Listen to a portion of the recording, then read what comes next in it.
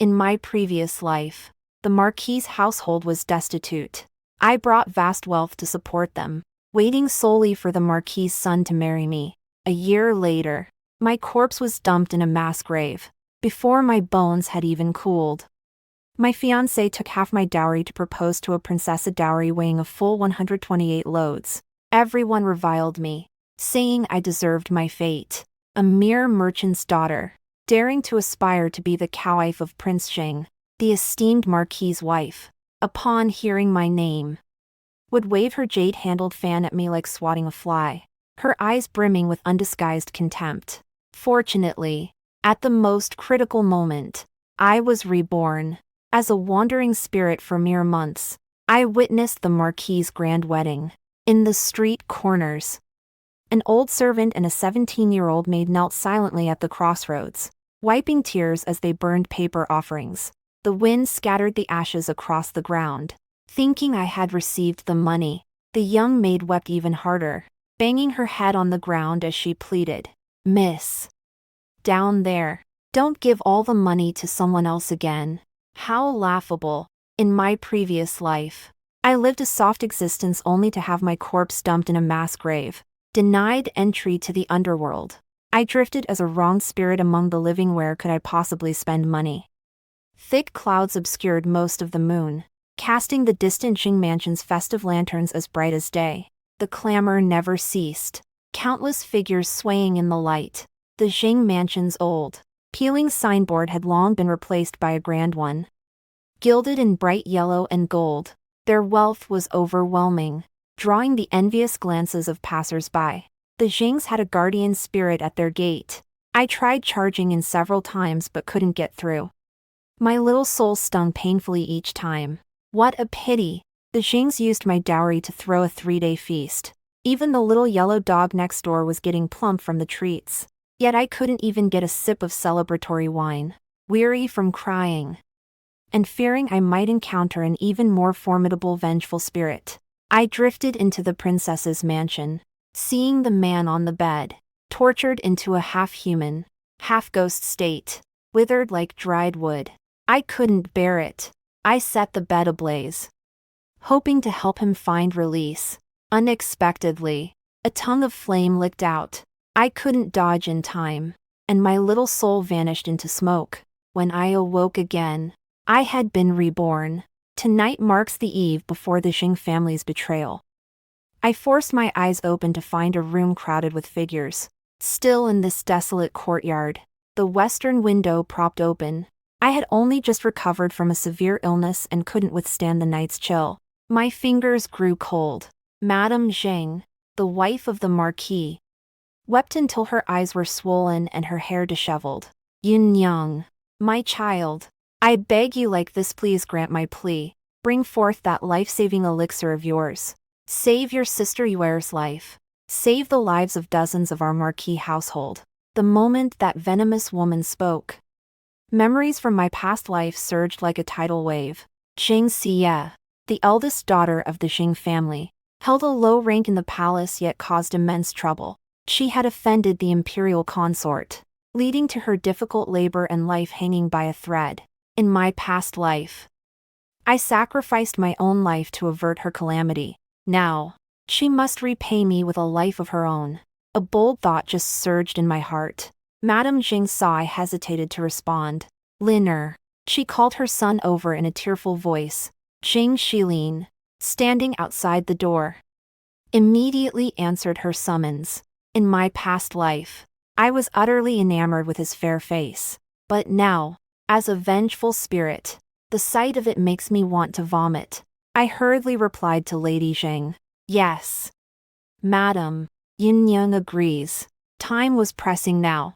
There was no room for further deliberation. Besides, alone in this Marquis's mansion, even if I refused 100 times, they'd find 1,000 ways to get the medicine to me. I had no time for deliberation. I must take the initiative and avoid repeating past mistakes that led me to the brink of death. Lady Jing paused upon hearing this, then beamed with delight. She stepped forward, took my hand, and showered me with praise. "Good Yin Yang, good child. Our Changyuan Marquis mansion will never forget your kindness. The elixir wasn't even in hand yet. And already she was treating me as part of the Marquis's household. I had no desire to engage in petty arguments with her. My expression turned serious as I stated, "Madam, the purple continuity pill alone is ineffective. It must be paired with the needle technique passed down through my family for generations to truly save lives." This. Madame Jing hesitated. "Can we teach this needle technique to the imperial physicians?" She didn't want me to be involved. After all, I bore the surname Yi, not Jing. She was still concerned that the credit for this life-saving act might not fall to the Marquis's household. Naturally, I would not let the Marquis's residents gain even the slightest advantage. Back then, when the rescue failed, the Crown Prince of Jing made no mention of his promise, instead shifting the blame for the death penalty onto me, a mere orphaned girl. As for this acupuncture technique, I frowned. The needlework is intricate, not something mastered in a single day. Who knows if the noble lady in the palace can wait? After I spoke, the room fell so silent you could hear a pin drop. The Marquis, who had remained silent, suddenly slammed his fist on the table.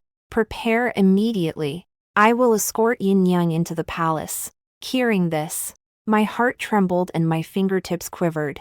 In my previous life, I had never set foot within the imperial palace. But if I could enter the palace smoothly tomorrow and save the noble lady, it might just buy me a sliver of hope, and the blood feud I carried could be settled in due time. I suppressed my unease and steeled myself. After everyone had left, the young maid Meower rushed in, her eyes red, and hurriedly closed the window.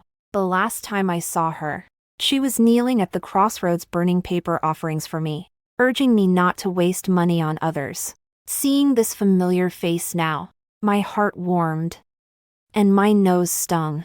Yet my mind felt clear and bright, filled with newfound resolve. The next day, before dawn, the old Marquis rode on horseback while Lady Jing and I entered the palace in separate carriages. "Young lady, time to disembark." Old Yang, the coachman, called through the curtain as Meower reached out to assist me. Palace regulations were strict. We dismounted and stepped out of the carriages not far from the palace gates. Walking to the entrance before transferring to palace palanquins, there was no time for detailed instruction on palace etiquette. Stepping down from the sedan chair, Lady Jing only admonished me to keep my head down, stay close, and remain silent.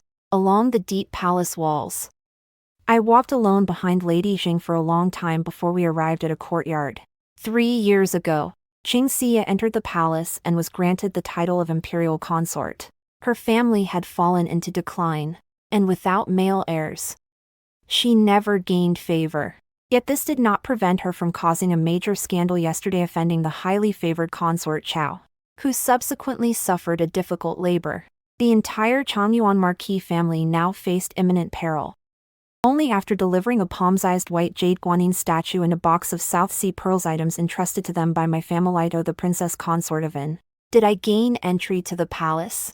Escorted by her personal wet nurse, the matron from Prince N's residence entered the courtyard alone, while the others waited quietly outside. In my previous life, I remained utterly oblivious to everything unfolding within the palace walls. It wasn't until I was imprisoned on trumped-up charges and faced death that I finally grasped the truth. A year and a half ago, Consort Xinghu had possessed neither wealth nor influence suddenly seemed to strike it rich.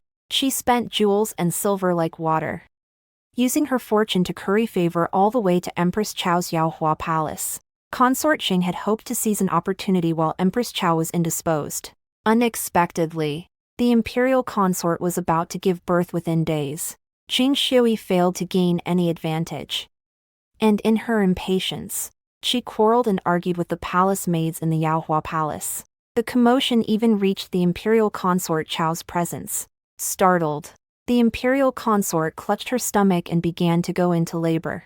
The Yaohua Palace descended into chaos, and no one had time to deal with Qing Shui. In a rare moment of clarity, Consort Qing used her wits. Before disaster struck, she bribed her way out, sending word back to the Changyuan Marquis' residence. Thus, the entire Changyuan Marquis household threatened and bribed me to hand over the ancestral secret medicine. Saving the consort's life meant saving Jingxia and the entire Changyuan Marquis household. No sooner had the matron from the prince's residence entered than a palace-maid dress Ed in late green robes emerged. She exchanged a few words with Lady Jing before the sedan chair. Lady Jing then stepped down. Our group followed the palace-maid toward another courtyard. Only then did we learn Jingxia was confined here. Upon entering, we found her pacing frantically within the room. "Mother!" she cried out, throwing herself toward Lady Jing as soon as she saw us. Her head still encrusted with jingling jewels that clattered wildly. Who would have thought the Prince of An's influence reached so far? Despite Jingxia causing Consort Chao's premature birth, she'd somehow secured permission for Lady Jing to visit her daughter first. No wonder in my past life, only I faced capital punishment.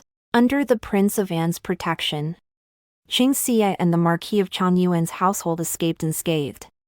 Madame Jing embraced Jingxia, alternating between scolding and caring words. I watched coldly from the side, thinking to myself that this was true mother-daughter affection.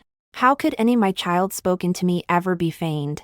After listening to a few words from her mother, Jingxia sprang from her embrace and pointed at me, demanding, "Yi Yun, can you truly save Consort Chao?" Before I could answer, she barked, "You must ensure the Empress Dowager and her son's safety today. If not, the Changyuan Marquis household will not let you off, nor will the Emperor. When your Yi family faced ruin, it was my Marquis household that sheltered you, clothed and fed you. If you dare not give your all, you have no conscience. You're worse than swine." Lady Zhang's expression shifted slightly upon hearing this. The palace teems with spies. From the moment I entered, I noticed that green-clad palace maid standing motionless within the chamber. Though I knew nothing of her background, my instincts urged me to declare my allegiance now to sever all ties with the Changyuan Marquis household once and for all. I addressed Jingxia coldly. Wrongs have their perpetrators, debts their creditors. The consort's difficult labor wasn't caused by me. Why would the emperor blame me? And on what grounds does the Marquis household still pursue me? Jingxia lunged forward, jabbing her finger at my nose. "You! How dare you speak to me like this?" I shoved her hand away and wrenched the gold thread, beaded, and jade-inlaid necklace from her neck. "Does the Marquis household provide for my food, drink, and clothing?" I sneered. "This necklace alone could sustain your entire household for over half a year." I snapped off a small gold leaf from the necklace, revealing the engraving beneath. "Here lies the name of my deceased mother. Tell me, when the noble ladies of the palace discover this, what do you think they'll find more repulsive, you or this?" Jingxia clutched her neck in pain. Lady Zheng, realizing something was amiss, stood and shouted angrily, "Yun, what has gotten into you? What nonsense are you spouting?" I ignored her and turned to the green-robed palace maid. "Sister, I am Yi Yun. My family possesses the purple continuation pill, which cures difficult childbirth and ensures the safety of both mother and child. I have come to the palace to save the imperial consort from this emergency." "No, you cannot go." Lady Jing swiftly changed her mind. "Mother." Jingxia gazed at her mother with tear-filled eyes. I smiled, saying nothing. At this point, whether the Changyuan Marquis household wanted me or not, I had to go. The green-robed palace maid gave a slight curtsy to Lady Jing, then said to me, "Miss Yi, please follow me. Thank you for leading the way, Auntie." With that, I walked out the courtyard gate without looking back.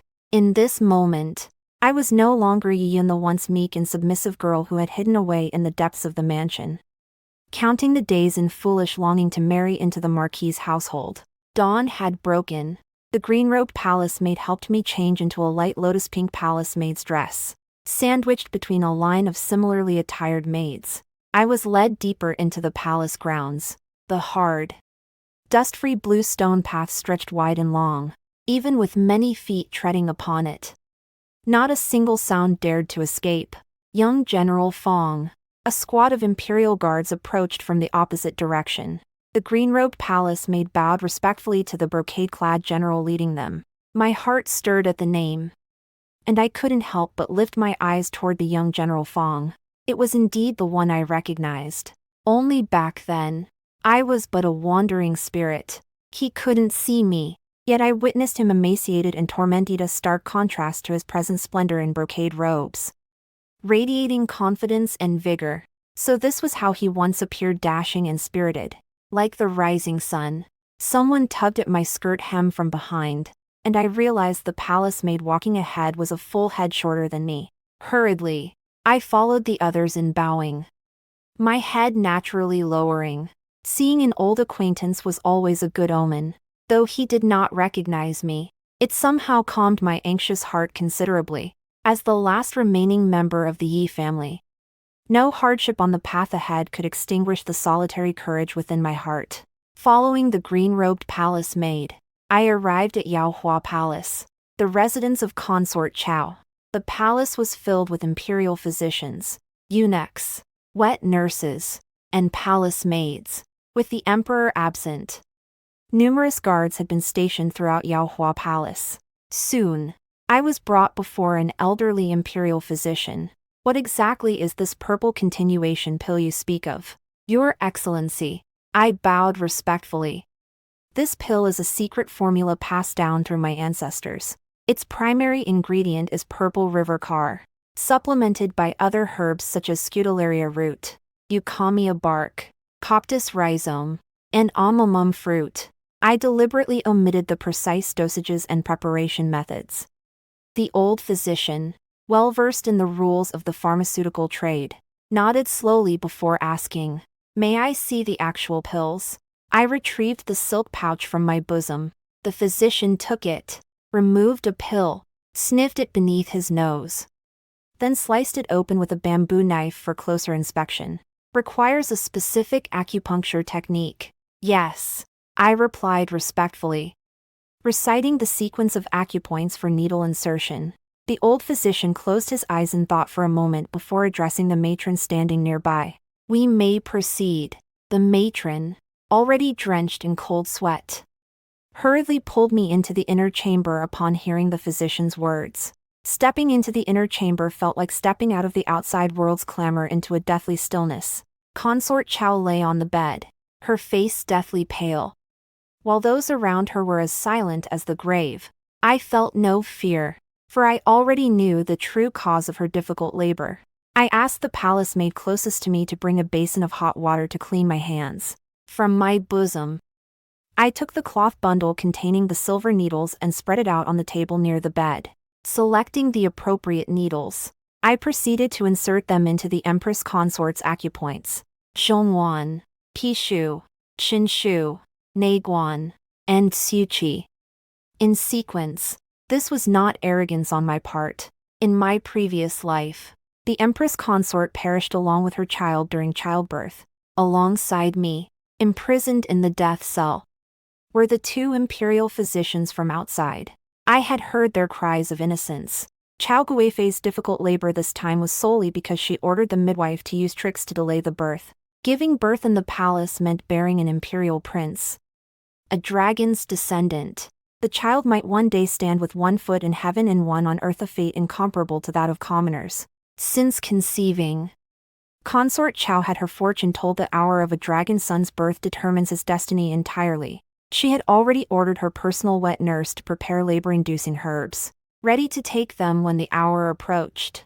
Yet Zheng, the imperial consort, sabotaged her, triggering premature labor.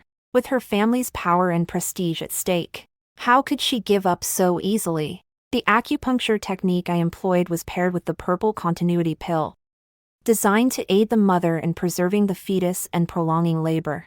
I only needed to wait for the pill to dissolve and take effect within the consort's body before assisting her in a smooth delivery. I was 90% certain of success. Sure enough, shortly after the acupuncture, Consort Chao stirred faintly. I spoke softly to reassure her, informing her the fetus was safe. Once she regained strength after taking the medicine, she would likely deliver safely at midnight. When I mentioned the midnight delivery, her weary eyes flashed with renewed spirit. With her cooperation and the midwife's assistance, the dragon's son was born at midnight. Both mother and child safe and sound. As the infant's first cry echoed through the chamber, a young eunuch announced outside the door, "His Majesty the Emperor has arrived." A wet nurse had already wrapped the newborn prince in a yellow satin quilt and carried him out to present to the emperor. I knelt with the others in the chamber to bow and greet His Majesty. Once everything was in order, the emperor summoned me to his presence. He began with a few words of gentle praise, then asked, "I hear you live alone in the Changyuan Marquis' residence. Would you like me to arrange a marriage between you and the Marquis' heir?" Kneeling at the emperor's feet, the golden hem of his robe fluttered before my eyes. His authority weighed upon me so heavily I dared not breathe. Yet the blood feud with the Changyuan Marquis' household sustained me as I risked my life to refuse. "Your Majesty."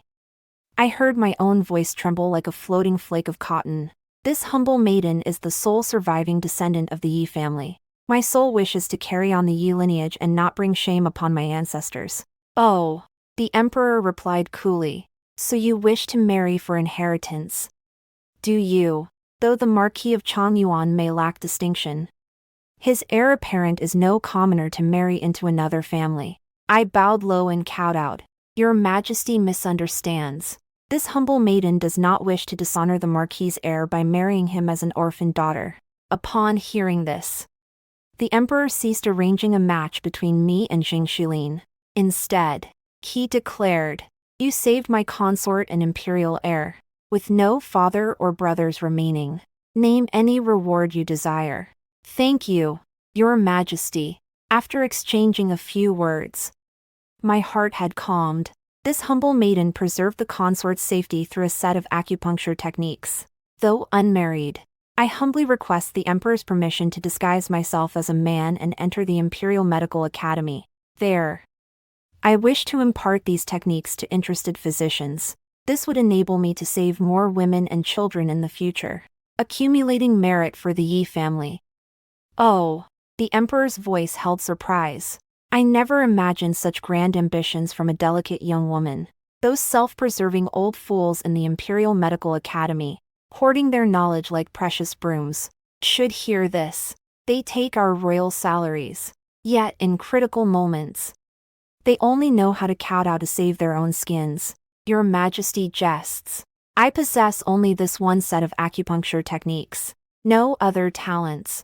If I could learn a thing or two from the masters at the Imperial Medical Academy, that would be the greatest reward Your Majesty could bestow upon me. "Excellent. Excellent." The emperor slapped the table and laughed. "It is granted. I further bestow upon you 100 taels of gold, 1,000 taels of silver, a box of jeweled hairpins and ornaments, and 50 bolts of brocade. The imperial consort will present additional gifts to bolster your standing when seeking a husband in the future. Is that acceptable?" "Thank you, Your Majesty." I prostrated myself in gratitude. At this point, my revenge plan was already half accomplished.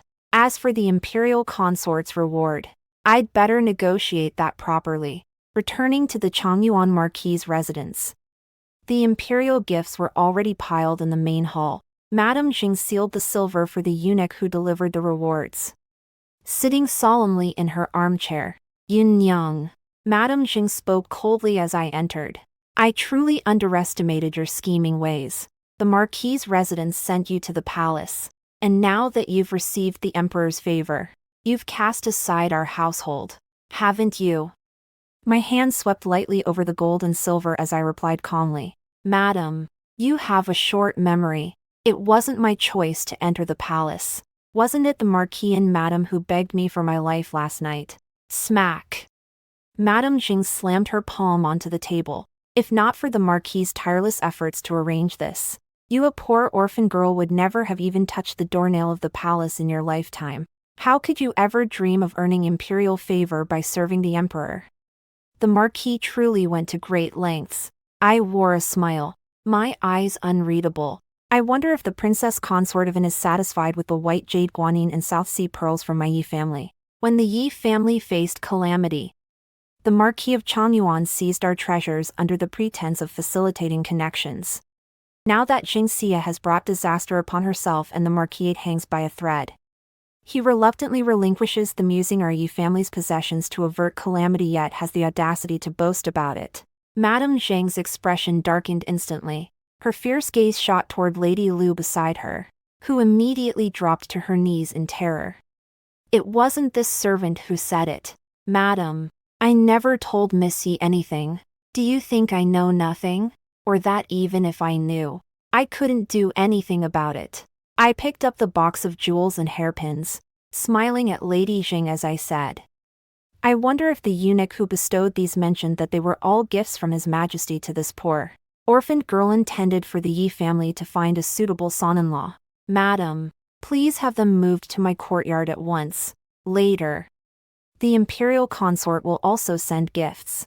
Leaving them out like this, palace servants might see them and think the Marquis's household is greedy, trying to take advantage of a poor orphan girl. How embarrassing. I turned and walked out the door. Behind me came the sound of teapots and cups shattering on the ground. Already angry, the real reckoning is yet to come. Just as this impoverished Marquisate was propped up by my money, I shall tear it down piece by piece. At supper time, the Marquis returned home in a fury, bearing news that Jingxia had been confined to her quarters for 6 months. The Marquis himself, for failing to discipline his daughter properly, was stripped of a year's salary by the emperor. These nobles and powerful families never relied on their salaries to live, but the Changyuan Marquis's household had long been so impoverished they were selling off their possessions. They couldn't even afford food, and the entire family depended on me to survive.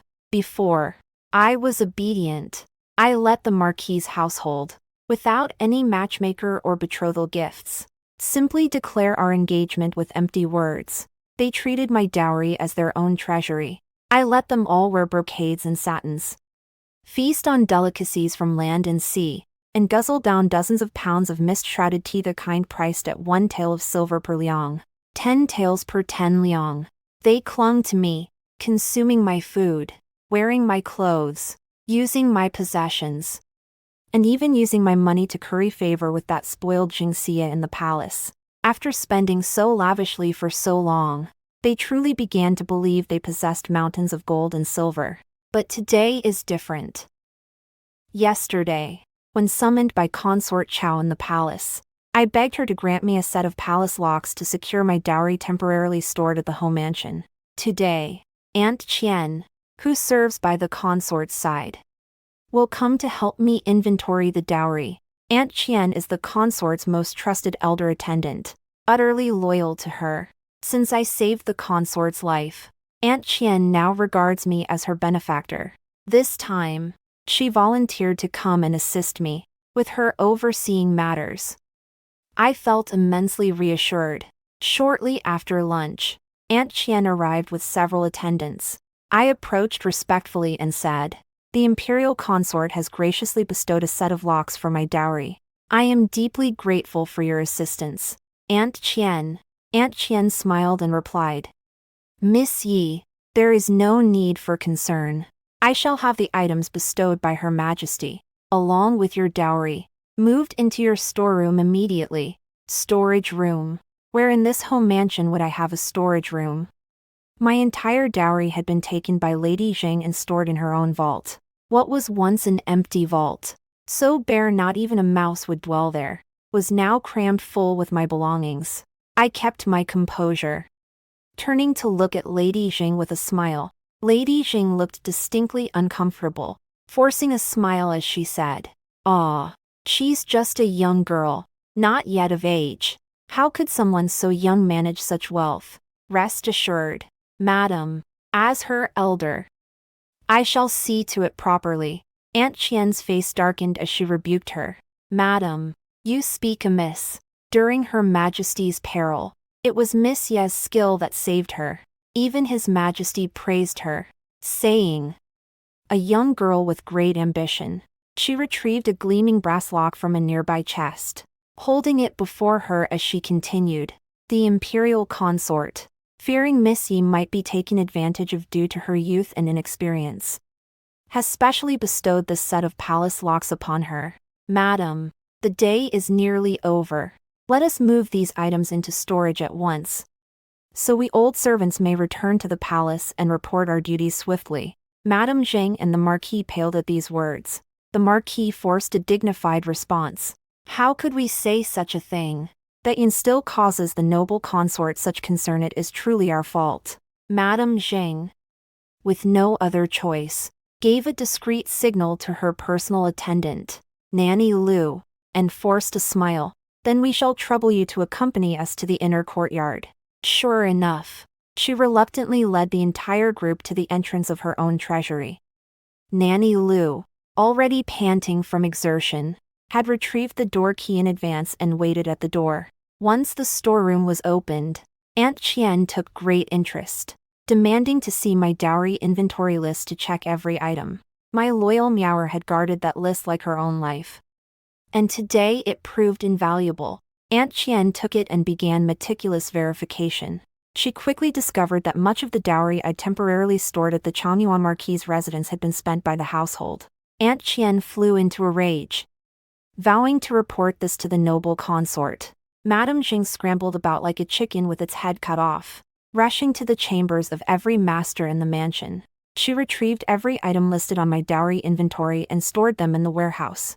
The portions given away, pawned, or spent by the Marquis' household were appraised on the spot under Aunt Qian's supervision, with their value offset by equivalent goods. In less than 3 hours, the Changyuan Marquis' mansion was emptied once more. Reduced to a hollow shell, the Marquis of Changyuan seethed with rage, shame, and fury, yet dared not vent his anger for fear of offending the imperial consort. His face dark as iron, he stormed out, flinging his sleeves behind him. Madame Zheng, however, cared not for appearances. Clutching her personal jewelry box, she collapsed to the floor, refusing to let go. Wailing like a village peasant woman, she wailed to heaven and earth, crying out in misery and protesting her innocence. As the creditor, I couldn't very well step in to console her. Instead, I stood by with Meower, arms folded, watching the spectacle unfold. Aunt Qian sneered. Now the lady knows to cherish her possessions. If you feel wronged, go ahead and beat the drum at whichever government office you like. Our Empress Dowager won't tolerate such shameless nonsense. Well said, Auntie. Invoking the Empress. Madame Jing rose awkwardly, her face ashen. The men of the Jing family were truly cowards. The young master followed the Marquis' example and fled. He didn't reappear until Auntie Qian had emptied the mansion and locked the storehouse with a palace padlock. Most of the valuables were recovered, but what truly gave me a headache were the 50-odd shops my family owned. In just a year and a half, nearly half had been repurposed by Lady Zheng. Some sold cosmetics and perfumes, others dried fruits and tea snacks, while more dealt in silk and fabrics. The remaining shops, profitable as they were, had their managers replaced by Lady Zheng. The original managers, whether sold off or driven out by the Marquis' household, had vanished without a trace. Though I reclaimed the valuables, I had no way to bring back the shopkeepers. Madame Jing was too devastated, wailing and wailing the moment she opened her mouth. I couldn't get anything out of her, so I had to plan for the long haul, returning to my humble courtyard. My anger was still boiling when a maid from the old Marquis' household arrived. This maid kicked open the door without so much as a glance at me and immediately began shouting, "The old Marquis has finished his blood. The lady sent her to demand more from me." Meower snapped back. "None left. None left." The little maid pointed her finger right at Meower's nose, her tone full of arrogance. She ordered Meower to get out before dawn and find a way to buy some, delivering it to the front door. The old Marquis must have it first thing in the morning. Otherwise, the consequences would be on her. They truly didn't treat this courtyard like it was inhabited by people. Meower was furious. I lifted my teacup and took a sip. The crisp, misty aroma of the tea spread across my tongue. I spoke softly. "Fine. No money to buy it. Then he won't eat it for now." Early the next morning, I dressed neatly, preparing to call old Yang to take me to the Imperial Medical Academy. Before leaving, I thought for a moment and told old Yang to find a house elsewhere. We'd buy some loyal servants and move. Old Yang's eyes lit up at the news, then reddened as he wiped away tears. Miss, I'll see it done. Meower and I exchanged a knowing smile. Entering the front hall, I found the Marquis and his wife seated there waiting for me. The Marquis, shedding yesterday's anger, spoke kindly. Yin Yang, the Prince of Anne's beloved concubine is about to give birth. You shall stay at the Prince of Anne's residence for a couple of days. Once the child is safely delivered, you may return. Madame Jing also spoke with tolerance. Regarding yesterday's matter, return the palace lock key to me, and I shall hold no grudge. Before you leave, have Miaro purchase some blood. We need enough for 3 months. Have these two lost all sense of shame? How dare they act like benevolent elders, even scheming to feed me blood? Do they think I have no relatives? Forcing me to stay at the Marquis residence where they can exploit me at will. I won't let them drain me dry again. I replied solemnly. Your lordship, I must report daily to the Imperial Medical Academy. No problem. The Marquis waved it off, unconcerned. Our carriage will follow you. Attend the Imperial Medical Academy by day and stay at the Prince Anne's residence at night. Avoiding a direct answer, I turned to the Marquis's wife and inquired, Madam, the spare key to the palace lock is in the Empress Consort's possession. You may request it from her. She glared at me viciously. What do you mean? Do you intend to monopolize all that money? Every word she uttered sickened me. Turning to the Marquis, I stated solemnly, I am betrothed to the Crown Prince.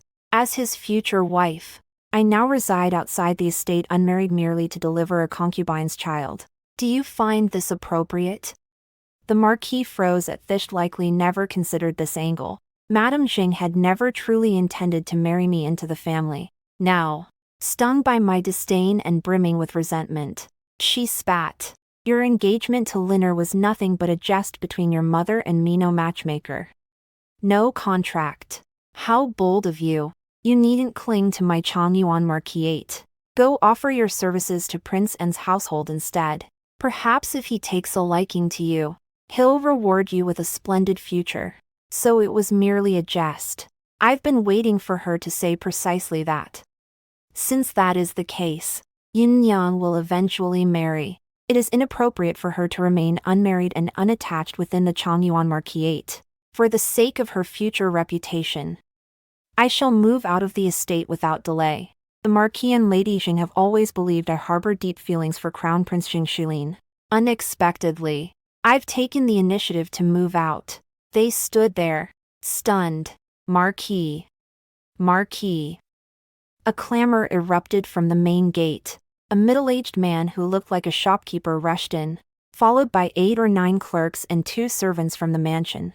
Your lordship. The shopkeeper bowed deeply upon seeing the Marquis of Changyuan. The items you ordered from our shop have been delivered. The Marquis of Changyuan replied with a stern expression.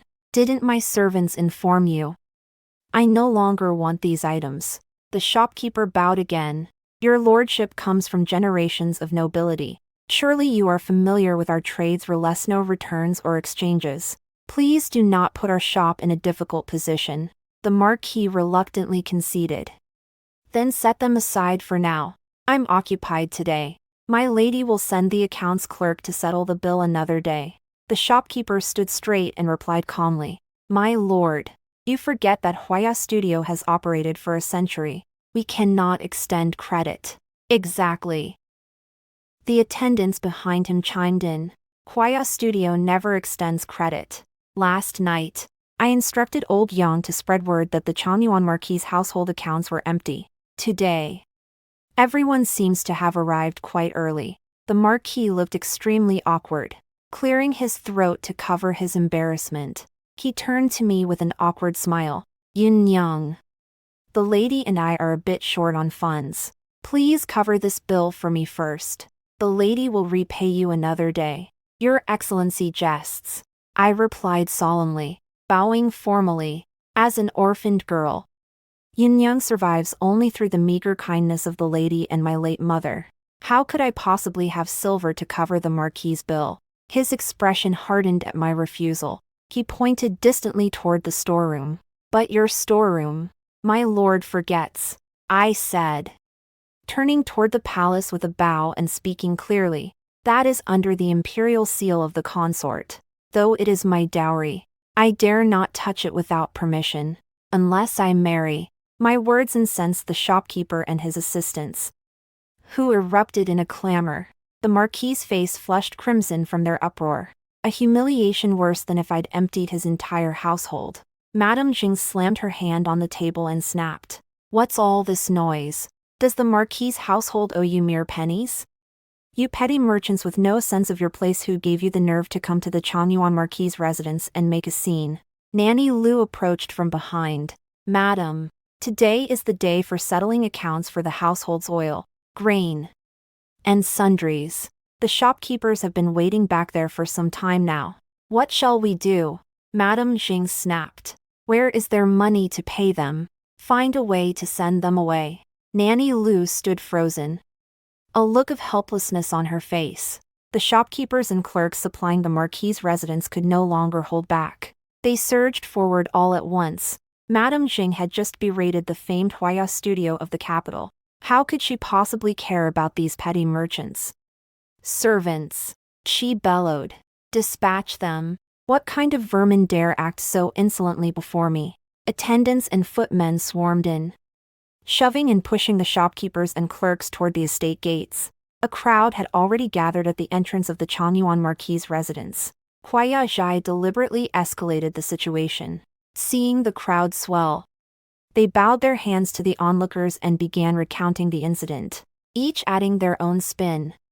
A few hanger-son mingled in the crowd, shouting and clamoring, drawing residents and passers-by from several nearby streets. Within a quarter of an hour, the entrance to the Changyuan Marquis's residence had transformed into a bustling marketplace, packed so tightly that not even a drop of water could pass through.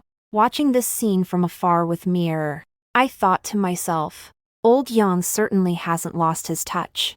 He managed to gather all the Marquis's creditors early in the morning. The Changyuan Marquis and his wife, empty-handed, would likely find it difficult to resolve matters today. As I watched with growing interest, a voice called out behind me, Yin Yang. I turned to find Jing Shilin, the heir to the Marquis of Changyuan, standing a few paces away. Behind him stood several young nobles, chuckling and winking at each other. Yin Yang, Jing Shilin said. His face flushed with embarrassment. He forced himself to remain composed, but his tone was filled with earnest pleading. I lost 500 taels of silver gambling tea with some friends. Given our household's current situation, could you possibly lend me 800 taels in banknotes temporarily? I'll find a way to repay you later. I raised an eyebrow, smiling as I eyed him, until his face flushed crimson, then drained pale. Fine, I agreed readily. A fortune-teller's stall by the roadside stood empty. The fortune-teller had joined the crowd gathered before the Changyuan Marquis's mansion to watch the spectacle. I walked over, took the paper and brush from the stall, and handed them to Jing Shilin. Your Highness, write the promissory note now. While your friends are still here, they can serve as witnesses. The entire family was now so destitute. It was common knowledge. Within days, rumors spread through the streets. Even beggars dared not approach the Marquis's gate, fearing their bowls would be snatched away. The entire Marquis family became pariahs, avoiding daylight like rats scurrying through alleys, all to evade creditors. For half a month, chaos reigned in the Marquis's front hall. The household began dismissing servants, robbing Peter to pay Paul. Meat vanished from the dinner table for several meals straight, leaving the old Marquis fuming with rage. Fortunately, I resided in the abandoned courtyard, enjoying a rare respite of tranquility. My appetite soared at supper, devouring a whole steamed yellow croaker freshly caught by old Yang through connections. 30 taels apiece, so fresh it practically made your eyebrows fall out. My palate grew finer, and I experimented with new ways to prepare nourishing meals. Even Meower's waistline grew several inches. Come dinner time. I could distinctly hear rustling sounds in the courtyard. I wondered if merely peering over the wall and sniffing the aroma could truly satisfy hunger. Old Yang said we needed to station a few male servants in the small courtyard, fearing the Marquisite's people might come to steal food. If they'd shown kindness before, I'd have gladly shared a bite. It's truly bizarre that servants in a noble house like this are starving. These past few days, I've noticed the personal maid who came to my courtyard begging for blood swallows the one who used to attend the old Marquisha's grown so weak from hunger that even her glare at me has lost its edge. Meower, however, glares back with a fury that could swallow mountains. Old Yang, fearing trouble, has gradually moved my dowry to another place for safekeeping. I plan to let the penniless Marquis's household fend for themselves for a few days. I have a more important matter to attend to, for I entered the Imperial Medical Academy to find someone. In my past life, after my beheading, my soul drifted aimlessly, finding no place to rest, until it drifted to the Changyuan Marquis's residence. One day, I discovered the truth. The calamity that befell our Yi family was orchestrated by the Marquis of Changyuan and his wife, greedy for the Yi family's wealth. They colluded with a court physician to switch medicines, plotting a trap that robbed the Yi family of its fortune and took its lives. They laced our tribute herb, Digupi Lycium barbarum root bark, with large quantities of Xiangjiapi cinnamomum cassia bark. Not only do these two herbs have different medicinal properties, but Xiangjiapi is also toxic.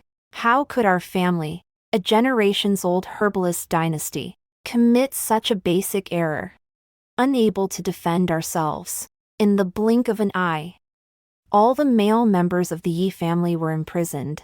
My mother gritted her teeth, struggling to run around seeking help, until she was guided to seek aid from Lady Jing of the Changyuan Marquis's residence, a distant relative. After consulting with Lady Jing, my mother arranged a betrothal between me and Jing Shilin, the heir apparent of the Marquisate. More than half of our family fortune and over 50 pharmacies were pledged as my dowry. I entered the Marquisate alongside my dowry, placed under Lady Jing's care. Little did I know that once I stepped into the Marquisate, I would never leave. At that moment, I wished to become a vengeful spirit, tearing apart and devouring the mastermind behind this. Reborn into this life. If I do not seek vengeance, what purpose did I serve in being born? Alas, I never learned the identity of the physician who administered the replacement medicine. I remained by the old Marquis' side, yet he never mentioned the matter again. Nor did he reveal a single clue in his conversations with the physicians. I knew the Emperor would not allow me to linger long in the Imperial Medical Academy. Now, I must find that physician swiftly. After 10 days, I had familiarized myself with nearly everyone in the Imperial Medical Academy, from the chief physician down to the junior medicine boys. Finally, 2 individuals made my list of suspects. The first was Physician Sun. From what I gathered, after the Yi family incident, the royal pharmacy had reevaluated its suppliers of Sinancomatratum. The new supplier had been recommended by this very Physician Sun. Whether this new supplier had private dealings with Physician Sun remained unclear. The relationship was too recent for me to uncover. The second suspect was Li, the supervisor of the pharmacy bureau. Though his official rank was low, he wielded substantial power. He had held this position for 3 years, turning down opportunities for promotion. It was he who had discovered the large quantities of fragrant bark mixed into the lithium bark supplied by the Yi family. Of these two, my suspicions rest more heavily on Physician Sun. After my death in my previous life, Jing Shilin married the young Princess Yongjia, who enjoyed immense imperial favor, and his status reached its zenith. I recall that the physician attending to the Marquis's household was Sun, who had since been promoted to director of the Imperial Medical Academy. Yet now, he is merely an obscure, ordinary court physician, without powerful patrons secretly backing him. Given Physician Sun's abilities, it would have been nearly impossible for him to rise to director within just a few short years. Yi Shi was pondering Physician Sun when he summoned me, asking me to accompany him to the general's residence. Since I arrived at the Imperial Medical Academy, none have been more delighted than the physicians specializing in gynecology. When physicians treat women, the gender barrier often makes their efforts feel like striking at a target from afar. Though I knew little of medicine beyond my acupuncture techniques, my background in a family of herbalists gave me a basic understanding of pharmacology. Having me assist made things considerably smoother. I'd been looking for an opportunity to interact more with Physician Sun. Without hesitation, I grabbed my silver needles and followed him. We entered the general's residence. Only then did I learn the young mistress was in labor. But the delivery was not going smoothly. Many people stood in the young mistress's courtyard. Screams of pain echoed from the room. Upon seeing Physician Sun, the courtyard crowd hastily parted to make way. I followed behind with the medicine boy. As we reached the doorway, I spotted a familiar face. Strange as it may seem, this was the second time I'd seen him since my rebirth. It was Fang Zhongye, the second son of the general's household, the young mistress's younger brother-in-law, known to all as the young general. Seeing him, I suddenly realized this was the residence of the Northern Frontier General, a title personally bestowed by His Majesty. My heart skipped a beat. The Northern Frontier General had two sons, the eldest, Fang Boxu, and the younger, Fang Zhongye. This spring, the eldest son, Fang Boxu, was killed in action while defending the Northern Pass. The old general himself was gravely wounded and remains bedridden to this day. The woman in labor now was the general's eldest daughter-in-law, carrying Fang Boxu's posthumous child. In my previous life, the eldest daughter-in-law died during a difficult delivery of twins, taking 3 lives with her. The old general's wife fainted on the spot, while the old general, overcome with grief, cried out in anguish and died from coughing up blood. Young General Fang Zhongye lost all his loved ones in a single night, while arranging the funeral for his father and sister-in-law. Clad in mourning robes, he caught the eye of Princess Jingyi, who had come to pay her respects. The very next day, he was forcibly taken to the princess's residence. Becoming her captive, Princess Jingyi took great delight in collecting male favorites, seizing any she desired regardless of background. Court officials dared not speak out. With the old general dead and his influence waning, no one dared intervene. Fang Zhongye possessed martial arts skills, making it impossible for the princess to force him. Unwilling to drug him unconscious, she bound him daily and subjected him to every form of torture. While wandering, I found him in a secluded courtyard. He'd been imprisoned for years, his body covered in wounds, emaciated to the point of visible bones. Watching him from afar, my heart ached. I, a lowly orphaned girl, was bullied to death. Yet he's second son of a distinguished general's household. A man of extraordinary skill had fallen into such a state, neither fully human nor ghost. Where in this corrupt world could justice and fairness be found? Later, on the day of the Jing family's grand wedding, I picked up a long thread, lit its end, and went to burn the ropes binding him. Unexpectedly, the fire consumed not just the ropes but engulfed the entire room in scorching flames. Thrilled, I planned to use this method to burn down the Marquis of Changyuan's residence. But in an instant, I dissolved and reborn amidst the heat wave. Now, I had escaped the fate of beheading. The young general before me was consumed with worry for his elder sister-in-law and his nieces and nephews. Utterly unaware of the tragic fate awaiting him ahead, I passed by Fang Zhongye and followed Physician Sun into the front hall, where the young mistress's cries of pain grew ever clearer. I resolved to meddle in a matter unrelated to vengeance today. Persuading the general's household to let me deliver the young mistress's child proved difficult. First, I held no official rank. Though I had assisted Imperial Consort Chao in a successful delivery, I was not a skilled physician.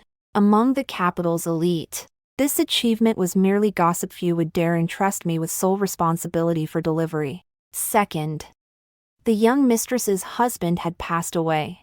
This child was a posthumous offspring, its preciousness beyond measure.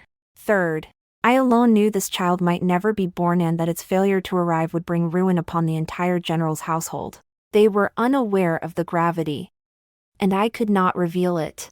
Imperial physician's son sent me into the inner chamber to examine the young mistress's condition. It was indeed dire. Signs pointed to premature placental abruption. Delay would suffocate the fetus within the womb. The midwives and medical attendants gathered arrow. The young mistress, along with physician's son outside. All understood the risks. They relayed the situation to the old general's wife. Her face instantly drained of color as she pleaded with the physician to find a way to save her.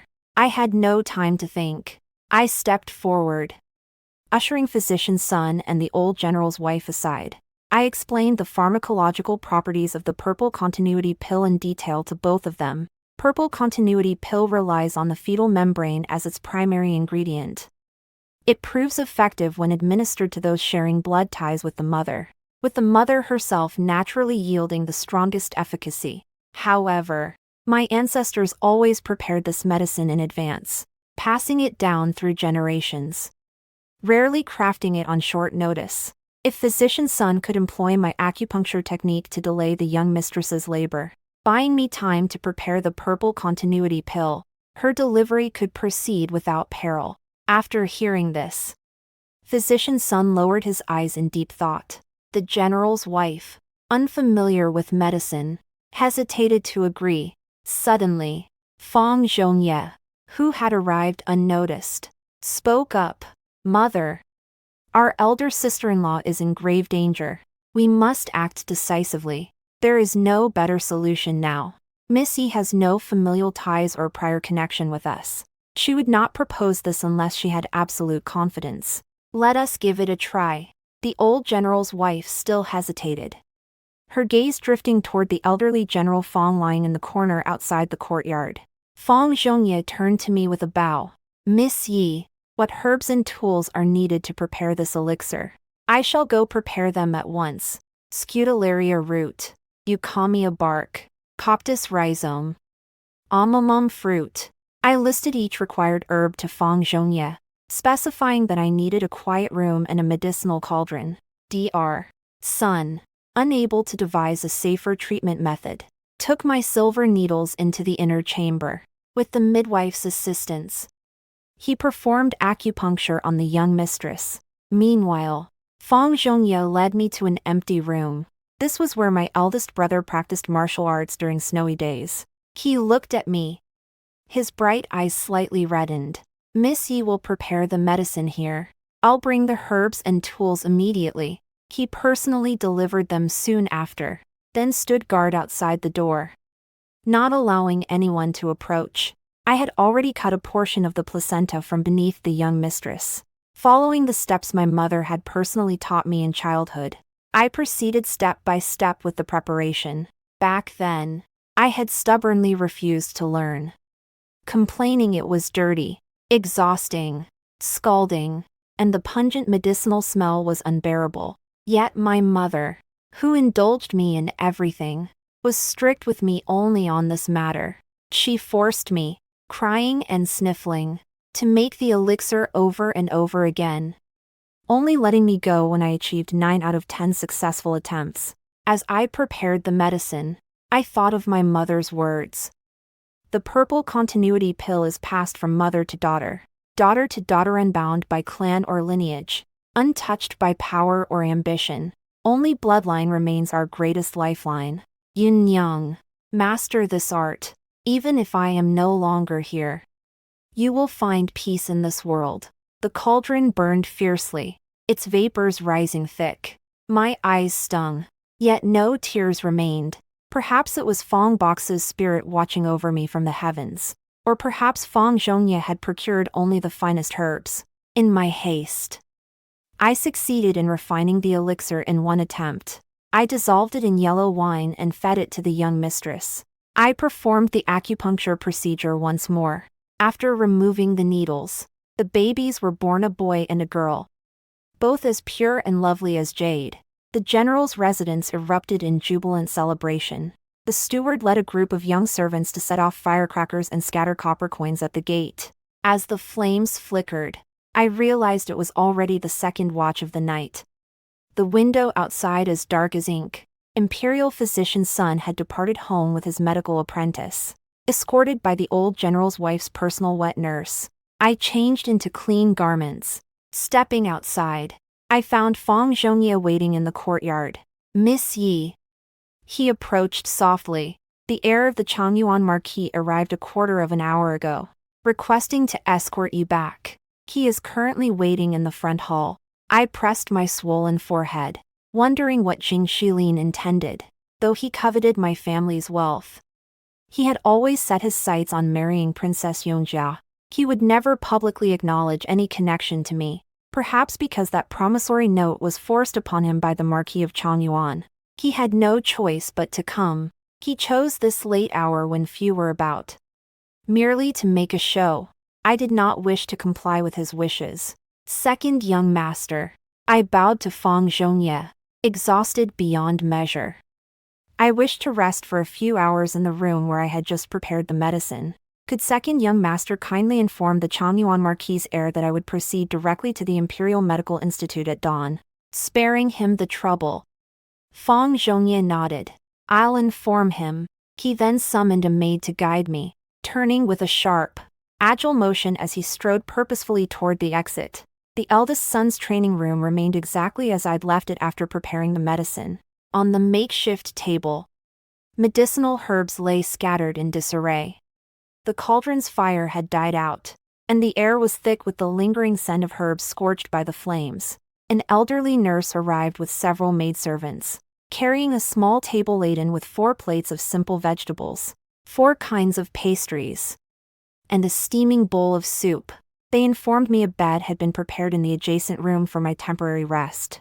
I thanked them, though my appetite was entirely gone. After tidying the herbs and cauldron, I took the jar of yellow wine meant for the young mistress and leaned against the small table, sipping it slowly, mouthful by mouthful. The third watch drum had sounded, and the moon's shadow shifted westward. Through the window, I could see the moonlight on the courtyard's blue stone slabs, white as autumn frost. I pushed open the window and leaned out, meeting Feng Zhongye's eyes before he could look away. Miss Yi. Seeing I'd noticed him, Feng Zhongye stepped closer to the window. Why haven't you rested so late? Is the mansion too noisy? Noticing the wine flask in my arms, he added, had I known you enjoyed wine, I would have sent a jar of Shashing 10-month snow. That brew is perfect for a lady, fragrant and mellow. This is quite sufficient. I declined with a smile. I've never tasted wine myself, but I've seen my father and mother drink from flasks like this, holding that same golden hue. Thank you for saving my elder sister-in-law and my nephew today, he murmured. It was not the young mistress's time to die, I replied. The purple continuity pill can only be made from the placenta of a female fetus. Had the young mistress not been carrying twins, one male, one female, or suffered from premature placental detachment, even I could have done nothing. I hear the purple continuity pill is a secret remedy of your family. I smiled at him. Not anymore. Feng Zhongye looked uneasy. Speaking earnestly, the general's household cannot repay your great kindness. Young lady. I looked at him. This youth, spirited and imposing, with sword-like brows and starry eyes. I asked, General, do you truly wish to repay this debt? Feng Zhongye paused, then nodded. Whatever the young lady requires of this humble servant, I shall do my utmost. Don't wear white clothes anymore, I said. What? His eyes widened, as if he'd misheard. Yes, I nodded, repeating myself. No matter what happens. For 10 years. I looked at his features, moonlight casting a captivating glow on his striking face. I amended myself. Make it 20 years. For 20 years. Don't wear white garments. That is the repayment I seek. Why? Because, well, white doesn't suit you. When you last saw me, Feng was not wearing white, nor am I tonight. How can you say white doesn't suit me? Last saw me. My eyes widened. Where was this coming from? Did he also possess memories from a past life? But even if so, Back then he was a man and I was a spirit couldn't possibly have seen my form. My astonishment must have been too obvious.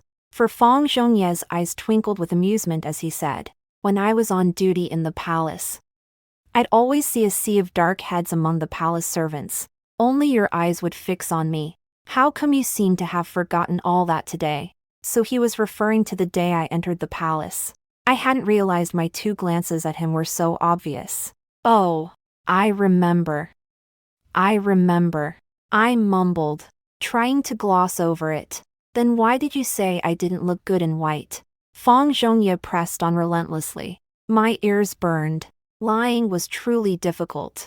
"Second young master, have you no intention of repaying your debt of gratitude?" "Of course not." "Then it's settled."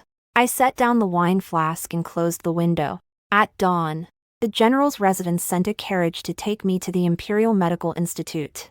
I feigned discussion with physician Sun about the previous day's medication and acupuncture techniques, aiming to build rapport with him. For the next few days, I followed him as closely as possible. I had considered that if he truly was the one who harmed my Yi family years ago, he would surely recognize my identity and guard against me. Yet his attitude toward me showed no hint of suspicion. When I followed him to the pharmacy to inspect the medicines, he offered no resistance. The pharmacy wasn't far from the Imperial Medical Academy, but inside, it was a world apart. The Imperial physicians had a certain fastidiousness about cleanliness. The Imperial Medical Academy, from its layout to its furnishings, was spotless, orderly, and meticulously organized. The pharmacy, however, was vast and chaotic. Medicinal ingredients of all kinds, some in boxes, some in sacks, were piled upon wooden shelves.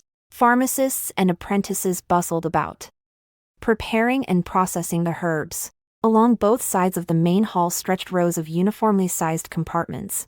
Some doors were closed, others open, each bearing a wooden plaque indicating its purpose. Following physician Sun inside, he instructed an apprentice to take him to inspect the newly arrived Fridatractalodes and Herbiupatorium. Taking advantage of their distraction, I slipped along the row of cubicles toward the inner chambers. I had inquired beforehand the farthest cubicle belonged to Supervisor Lee. His absence today meant I'd have little chance to linger in the dispensary. I had to get inside and take a look. Superintendent Lee's door wasn't locked. I pushed it open quietly and found the room empty. It wasn't large. A desk stood in the center, and against the wall ran a row of wooden shelves holding numerous herbal specimens, clearly visible. Behind the shelves stood a low cabinet. I approached it. The door was locked. Impossible to open, but I managed to pry open a small crack. Peering through the gap, I saw inside. The interior was too dim to make out much, but a corner of an ornament caught the light.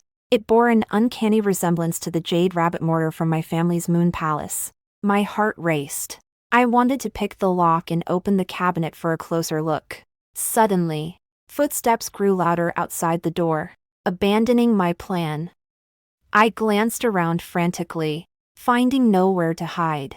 I pulled out the window's locking pin. As I pushed the window open, a figure stood directly before me, startling me into a near scream. It was Feng Zhongye, the second son of the general's household. He clamped his hand over my mouth while grabbing my sash with his other hand. With one swift pull, he hauled me out the window. Shouldering the window shut, he dragged me toward a resting pavilion behind the pharmacy. He set me down, and I sat on the stone bench, still trembling. "What are you looking for?" he whispered. I remained silent. I didn't know what I could find, and even if I did, I couldn't tell him. "Are you searching for evidence to clear your Yi family's name?" he pressed, startled. I looked up at him. "You've investigated me. I had to know why you wouldn't let me wear white." He sat down across from me. "You found out." "Not really." He scratched his head sheepishly. I watched his thick, dark hair, neatly tied back, and recalled how it had hung limp and lifeless in the princess's mansion in his past life. Sighing, I changed my mind. In that room earlier, There was a green jade ornament in the cabinet. It resembles the jade pestle from my family. Could the second young master retrieve it without alerting anyone? Stay here and don't move. Feng Zhongye gave the instruction before rising to leave. In less than half a cup of tea's time, he returned cradling an object in his arms, placing it on the stone table. I picked up this jade rabbit mortar from the Moon Palace. Reaching to touch the base of its feet, a tiny leaf character was carved there. A trickle of coolness welled up in my eyes. I raised my hand to wipe my cheek dry. Nothing there. Feng Zhongye sat silently beside me for a moment before reaching out to take the pestle back. He fixed his gaze on me. Is it from your Yi family? I'll handle this for you. 10 days later, evidence surfaced. A ledger from the Changyuan Marquis estate, detailing the purchase of large quantities of fragrant cinnamon bark delivered to Imperial Apothecary Li over a year and a half prior, followed by gifts to Liao crate of jade artifacts and jewels, and another crate of rare medicinal herbs, all proven to be Yi family treasures. Feng Zhongye had uncovered these documents and presented them to me. I had assumed Imperial Physician's son was colluding with the Changyuan Marquis, but unexpectedly, it was this obscure, low-ranking Imperial Apothecary Li. Who knows how many times this medical supervisor has pulled such stunts? How many families he's ruined? He holds no regard for common merchants like us. He brazenly displays his ill-gotten gains in his cabinets, utterly unconcerned about being discovered. My heart feels like it's being sliced open with a sharp blade. What do you intend to do? Feng Zhongye asked me. Go to the Supreme Court of Justice and beat the drum to appeal my grievance. My gaze was sharp, my resolve unwavering. This day I had longed for across 2 lifetimes. I would not only make the Marquis of Changyuan's household and Li the medical supervisor pay with their lives, reclaiming what rightfully belonged to the Yi family, but I would also clear the Yi family's name, restoring the honor of my ancestors. Feng Zhongye frowned. Drumming for justice carries 20 lashes. He looked at me with concern. You won't endure it. As long as I don't die, I can endure it. This fleshly pain is insignificant compared to the agony of losing loved ones in both my past and present lives. Let me help you, Feng Zhongye offered. I shook my head. It's unnecessary. The second young master has already resolved my greatest hardship. The rest I can handle myself. Nothing compares to the debt of saving a life. He fixed me with a resolute gaze, his eyes gleaming with intensity. For a moment, I was lost in a flicker of confusion, almost believing he remembered my past life, how I had accompanied and aided him as a spirit. You saved my elder sister-in-law, nephew, and niece, he said slowly. With my elder brother recently passed, had those 3 met harm, my father in his wounded state would never have endured the grief. The general's household owes you 4 lives. He gave me no chance to protest, taking the evidence he brought back with him to submit to the Ministry of Justice the next day. Under the general's household's authority, the Yi family's wrongful conviction was retried. Yin Yang, Lady Jing sat beside me, dabbing her tears with a silk handkerchief as she wept bitterly. How could I have known my second uncle would be so blinded by greed, committing such a vile act? It's despicable that neither I nor the Marquis knew anything about it. In our carelessness, we unwittingly caused the deaths of your parents and grandparents. I watched her coldly, letting her perform this one-woman show. To think the Marquis's household had sunk to such shameless depths. The Supreme Court re-examined the Yi family's case of adulterating licorice root with cinnamon bark, re-examining witnesses and physical evidence. Ultimately, the entire Yi clan was acquitted, their confiscated property returned. The Marquis of Changyuan's household and imperial pharmacist Li were imprisoned for the crime of false accusation leading to death. The principal offender faced capital punishment, to be executed after the autumn harvest. The evidence had been irrefutable. Yet, astonishingly, the Marquis and his wife managed to shift the blame onto the second branch of the family. It was indeed the Marquis's own younger brother who had handled the procurement of medicinal herbs, exchanged the medicine chests, and delivered the bribes to imperial pharmacist Li's household. All household affairs were managed by the second branch's master. How could the Marquis of Changyuan, bearing his noble title, personally handles such trivial clan matters. Yet without the Marquis's involvement, the second branch held no authority or position. How could they possibly orchestrate such a scheme to profit through murder? I clenched my fists tightly, my nails digging into my flesh without feeling the pain. I refused to accept this. This was not the outcome I desired. Madame Jing wept for a long while, but seeing my stony face and silence, she finally stopped. Yun Yang, the second branch committed such a heinous crime.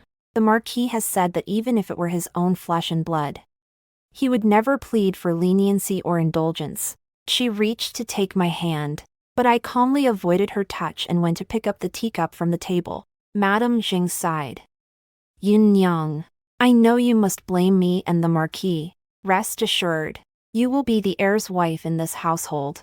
When Lin inherits the Marquisate, you shall be the Lady of Changyuan, with the Marquis and me standing behind you.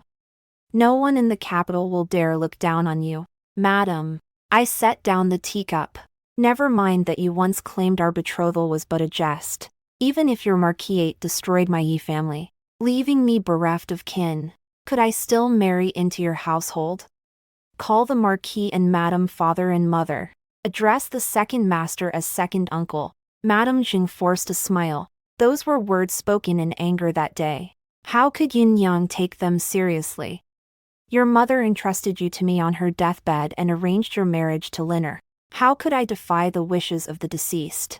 If my mother knew that seeking you out back then was like a lamb walking into the tiger's den, she would surely still be filled with regret and resentment in her grave. Madam, in all this time, have you never dreamt of my mother coming to claim your life? Madame Zhang's face drained of color at my words, her lips trembling slightly. Miss Yi, Nanny Lu chimed in. You mustn't think such things of our mistress. She cherished your mother and you as if she'd give her very heart. The young master is the eldest son of the Marquis's household, such a noble and distinguished man. Yet the lady, without a second thought, betrothed you. An orphaned girl from a merchant family. I rose to my feet, brushing the folds of my skirt with a silk handkerchief, and decided to tear off the mask. There's no need to deceive me here. Qing Shilin has coveted Princess Yongjia for quite some time. I doubt even the stray cats and dogs roaming the capital are unaware he'll never marry me. The imperial consort summoned me to the palace tomorrow. I hear she intends to return the confiscated Yi family estate. Though our residence in the capital isn't grand, it can still hold my modest dowry, and these 800 taels of silver. I waved the IOU Jing Shilin wrote that day before Lady Zhang's eyes. The crown prince wrote it in his own hand, with several young masters from influential families present as witnesses. Madam, seize this moment to repay it all. Aunt Qian, the Empress consort's steward, is exceptionally skilled in managing finances. You witnessed it yourself that day. Tomorrow, I shall boldly borrow from her once more. Aunt Lu, with your capable hands, please see to it tonight that everything is packed neatly for the lady.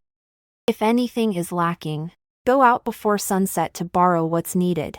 We cannot keep the palace attendants waiting tomorrow. At my mention of Princess Yongjia and my plan to move out with the dowry, Lady Zhang's face turned purple. She rose and sat again, her hand clenched so tightly around her handkerchief that the veins stood out. I averted my gaze.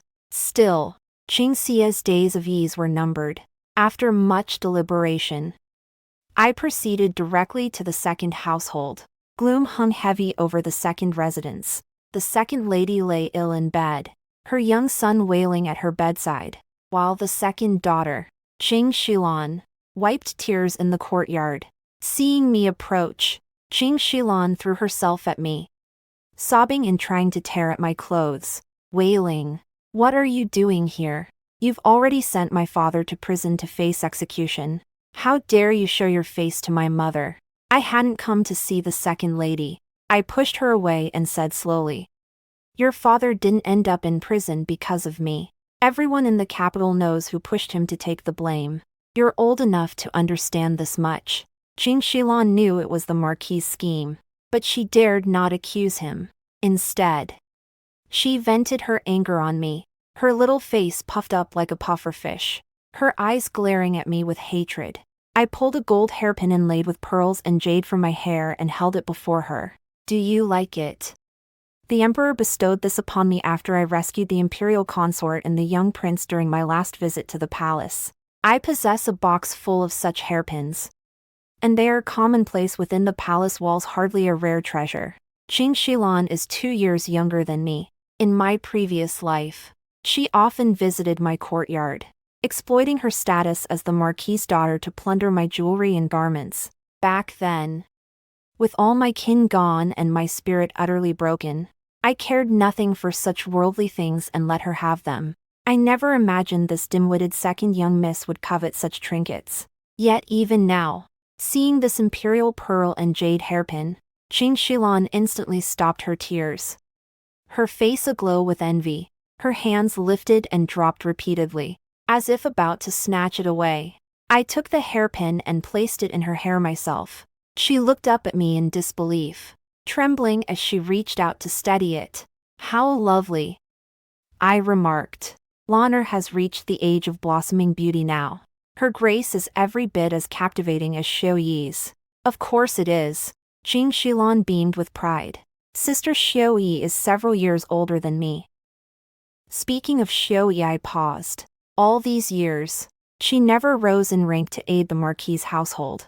This time, she couldn't even protect the second master. Truly, for us women, our beauty lasts but a few short years.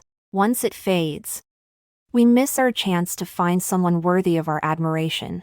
Lan'er, tomorrow I'll be going to the palace to see the noble consort. Would you like to accompany me? I'll ask Her Majesty to let you stay with your sister for a few days. May I? Her eyes lit up as she asked, her voice trembling. Of course. I nodded. The noble consort dislikes Xiao Yi because of the difficult childbirth. Though young, you're clever and perceptive. If you can assist consort Xiao and win the noble consort's favor, not only will your father be spared, but no one in the household will dare bully your second branch family ever again. Jing Shilan let out a cheer, forgetting I was still there. She dashed into her room to share the good news with her mother. Dogs fighting among themselves, it certainly won't disappoint me. At dusk, I helped Meower tidy the room in preparation for tomorrow's move. Suddenly, flute music drifted from outside the courtyard.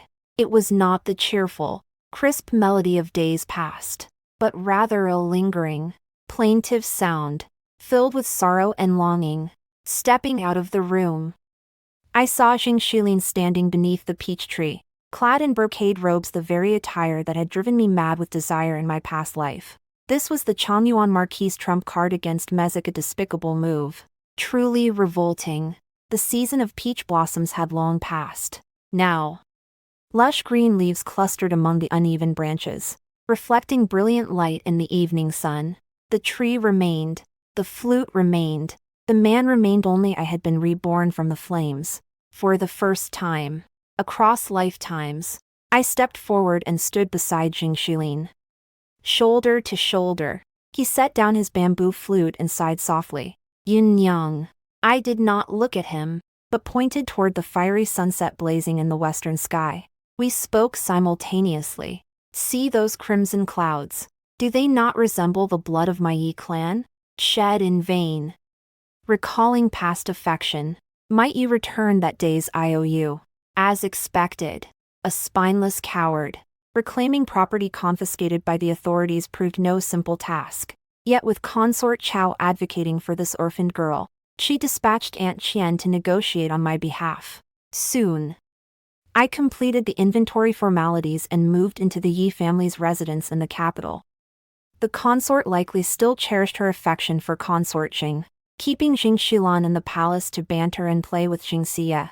When Lady Jing learned of this, she smashed her room to pieces. Yet she could only put on airs and issue a warning to the second branch of the family. No other recourse remained. The confiscated portion of our family assets was largely returned intact.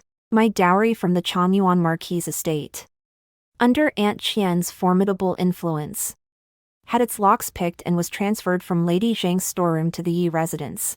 The 800 taels of silver Jing Shilin had signed for in the IOU. Who knows which family he had begged this time were actually repaid to me when I moved out. A wary suspicion stirred within me. I silently reminded myself that even a rotten ship has its nails. This family could not be underestimated.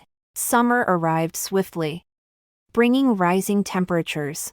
The general's mansion hosted a 100-day celebration for their eldest grandson and granddaughter. Fang Zhongye personally delivered the invitation, extending an invitation for me to attend. My heart stirred upon seeing the date. In my past life, this very day marked the banquet held by the Prince of An's mansion for the son born to his concubine. My spirit had followed Jing Shilin, witnessing him converse warmly with Princess Yongjia by the pond in the Prince of An's estate. The two found perfect harmony. Soon petitioning the emperor for a royal marriage decree, the Marquis of Changyuan's household thus embarked on its meteoric rise. Though the Changyuan Marquis' household was now a hollow shell, with Princess Yongjia as their external ally, they could rise again at any moment. When that time came, not only would I fail to reclaim the debt of over a dozen lives they owed me, but I would likely find myself trampled underfoot once more. To prevent any unforeseen complications, I arrived at the banquet early that evening. The general's wife and the young mistress were delighted to see me and led me to meet the twins. The two children were plump and fair-skinned, their little chubby hands soft yet firm as they tugged at my sleeves, as if they knew I was the one who had altered their fate, bringing them safely into this world. I gently held their little radish-like fingers, unable to suppress a smile. Lifting my gaze, I met the young general's burning stare. After just a few days apart, he fixed his eyes on me as if mesmerized. Utterly afraid I might vanish, he paid no heed to the laughter around him. My face flushed hot, and I made an excuse to leave, taking a stroll instead. Unlike the residences of civil officials, the general's mansion featured expansive courtyards and open spaces, creating an airy, spacious feel. The general's wife, hailing from the water towns of Jiangnan, had also incorporated pavilions, terraces, and lakeside pavilions. I strolled slowly along the lakeshore, carefully concealing my figure beneath the tree shadows. Sure enough, around the hour of the dog, the Yongjia princess arrived, graceful and elegant. Pausing at the central bridge to admire the scenery, I hurriedly summoned Fang Zhongye, who was following at a distance. Second young master, I dismissed the maids and servants, whispering to him, I need your help.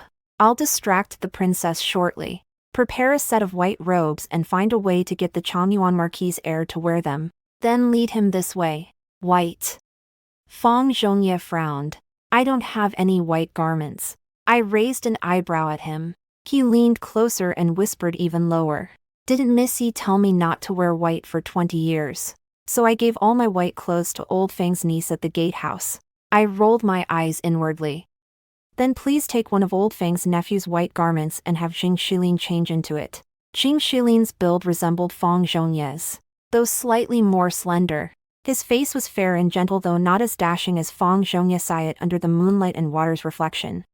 He stood no less striking than any male favorite within Princess Jingy's residence. Seeing my solemn expression, a flicker of amusement crossed Fang Zhongye's eyes. Without asking why, he agreed and left. I stepped out of the shadows and headed toward the water-spanning bridge, spotting someone approaching. The matron accompanying Princess Yongjia called out to me. I curtsied and explained my identity and background. The princess and her matron were indeed intrigued by me. Empress Chao's successful childbirth, achieved using my acupuncture technique, became widely known. By the time the twin sons were born at the general's residence, the purple continuity pill had gained fame throughout the capital's aristocratic circles. Childbirth is a perilous ordeal for women. Even someone as powerful as the empress nearly lost her life to difficult labor. How could any woman who heard of the purple continuity pill's miraculous effect not be moved? I deliberately adopted an eager, money-hungry demeanor, proposing to write down the pill's formula and usage instructions for the princess, and to explain them to her in detail, urged by her wet nurse. The princess led me to the front courtyard to borrow a room and writing implements from the young mistress. Halfway through writing the formula, I heard commotion outside. The princess sent someone to inquire and learned Princess Ginny had arrived. I suppressed my surging emotions, silently praying Princess Ginny would, as in my past life, favor secluded spots to seek out fair-clad, handsome men. After finishing the entire formula and carefully instructing the princess's wet nurse, I lingered for a while. Just as I stepped out of the courtyard, a dark figure suddenly leapt from a tree, grabbed my elbow, and dragged me away. I looked up to see Fang Zhongye. He pulled me around several corners before we reached a small bluestone building. The second-floor window stood wide open, facing the lake center not far away. We pressed silently against the window, watching a procession descend the covered bridge. Leading the procession was the resplendent Princess Ginny, followed by a retinue of palace maids and matrons. Behind them, several burly servants dragged a figure whose head and face were hooded in a sack. Staggering forward, I glanced at Fang Zhongye beside me. He stood leaning against the pavilion pillar, arms crossed, watching me. His face was hidden in shadow, his expression unreadable. This dark blue robe fits you perfectly. When we return, I'll ask my elder sister-in-law to have the servants make several more sets. He murmured. Clever man. I replied indifferently, avoiding his piercing gaze in the darkness. Soon, the news that the heir to the Changyuan Marquis estate had been taken as a consort by Princess Ginny spread like wildfire through the streets and alleys of the capital. When the Marquis sent men to demand his return, and when Lady Jing herself arrived by carriage, they were both driven away by the princess's servants. Had I remained at the Marquis's residence, Changyuan would surely have seized my belongings to offer as bribes to the Prince of In. Now, the most valuable item in the entire Marquis' estate was likely the bronze incense burner in the ancestral hall. Rumor had it they'd begun selling maidservant show. Could they possibly scrape together money for bribes? After they'd floundered about like headless flies for several days, I took the initiative to pay a visit. Yun Yang. Madame Jing clutched me, weeping, all dignity gone, her face swollen and bare of makeup. She looked far older. Who would have thought true friendship reveals itself in adversity? Our Liner suffered such humiliation, yet all our former acquaintances shut their doors. Only you, Yun Yang, remembered your old bond with Liner and came to help him. Madam, please be careful with your words. I hastened to distance myself. I have no connection whatsoever to the crown prince. Now that he has won the princess's favor, we must not make reckless accusations that could tarnish his reputation or cause the princess distress. Madame Jing let out a wail. Reputation. What reputation remains? My son has been utterly ruined by that wicked woman. Ugh. Noticing the tone of her words, Nanny Lu disregarded protocol and hastily covered Lady Jing's mouth. Hasn't the imperial consort spoken to you? I inquired with feigned concern. Alas, sighed the second lady dramatically from her seat in the side hall. What Lady Xiaoyi? She angered the noble consort the day before yesterday and was demoted to Lady Chongyi. She's no match for my Lanner, who's even more favored by Her Majesty. Shut your mouth. Lady Jing roared. And you have the nerve to speak. If not for your daughter's treachery in the palace, framing her elder sister, how would our heir have been demoted? We're all family shared glory. Shared misfortune. Yuer's misfortune brings you no benefit. Madame Eyre adjusted the silk flower on her head with a cold smile. Glory. We've seen none. Misfortune. We've borne more than our share. You've incurred the noble lady's displeasure. Even my personal dowry was ransacked clean. Poor Lanner hasn't found a match yet. Bearing the title of a marquis's daughter in vain. Too poor to afford even a flower to wear. And our master still suffers in prison, facing execution at any moment. Her voice broke as she burst into tears. Lanner acted out of filial devotion. Had her Marquis uncle been reliable? Had her sister, the imperial consort, been dependable? Would she have ever been forced to grovel before that noble lady in the palace? Your entire family monopolizes titles and privileges, yet you target only our master to destroy. Shut your filthy mouth. You worthless woman. I'll tear that filthy mouth off. Madame Jing lunged forward, grappling with the second madam. The maids and nannies surrounding them rushed to intervene, pulling them apart in a flurry of hands. I sat composed in my chair, watching them tear each other apart like dogs. Once Lady Jing had calmed down, I dismissed the others and spoke earnestly. Madam, I do have 2 solutions. Would you trust them? Might you consider trying them, having emptied the Marquis's estate? Lady Jing naturally distrusted me, yet she was truly at her wit's end, and now she looked at me with tear-filled eyes. Nanny Lu hurried forward. Miss Yi, you're so noble. Please share your plan with us. Our mistress is heartbroken over the young master. If it means bringing him back safely, any method is acceptable. After silently reviewing my plan in my mind, I declared aloud. Princess Jingyi is the 3rd prince's elder sister. While she may disregard others' words, she always gives the 3rd prince's advice careful consideration. I've heard the 3rd prince's consort recently expressed interest in purchasing a hot spring estate. Madam, perhaps you could lend your assistance. This could also provide an opportunity to slip a word to the 3rd prince's consort. Madame Jing sprang to her feet, her eyes darting about in astonished disbelief. She had privately purchased a hot spring estate, entrusting the deed to Nanny Lu for safekeeping. Even the Marquis knew nothing of it. Even during the household's darkest days, she never sold it. Yet I had uncovered it. In my past life, as a wandering spirit, I overheard it within the manor. A woman like her, I would not allow her to retain a single shred of wealth. And one more thing. I took a sip of tea. The shopkeepers from my family once used a connection to deliver medicinal herbs to the princess's residence. I was too young at the time to recall which shop's manager it was. If the lady could find those departed managers and question them one by one, perhaps we could gain access to the residence to visit the young master. If the timing is right, we might even manage to bring him out and send him away. Madame Jing glared at me, her teeth clenched, eyes red as if they might bleed. Yes, I demand you retrieve my shopkeepers. Bring them back exactly as they were taken, not one missing. With the estate in this state, you still refuse to sell that hot spring estate.